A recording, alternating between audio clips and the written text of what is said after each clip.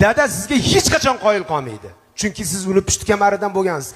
O'g'lim, yaxshiyam sen bor ekansan. Sen bo'lgan uchun men bunaqa yuribman demaydi, chunki u sizning dadangiz. Uni hadib tilini qisavermang. Hadib uni ayingiz oldida xijolat qilavermang. Nabaro dada, siz aytgan fikrdan keyin men ishim o'zgarib ketdi. Siz aytgan, siz hali bergan pulingiz barakali ekan, ko'payib ketgandan keyin uni sabab chiqib qo'yaylik. Dadani sabab chiqib qo'yaylik. Dada, agar siz bo'lmaganingizda o'sha ish bo'lmasdi deb dadangiz tili uzunroq bo'lib tursin.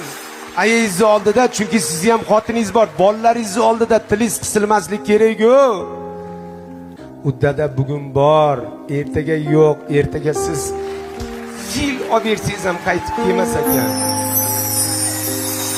Dadamizni hech qachon tili qisilib, gapi bo'linib qolishini xohlamaymiz.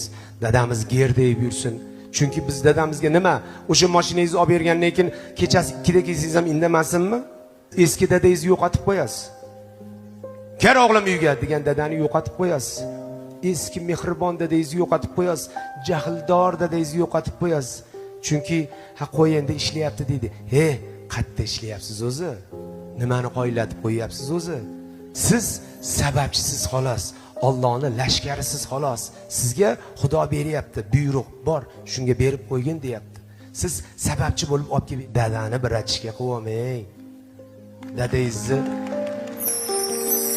xohlagan ishimni qilsam dadamga bitta mashina olib berib, eski dadangizni yo'qotib qo'yasiz.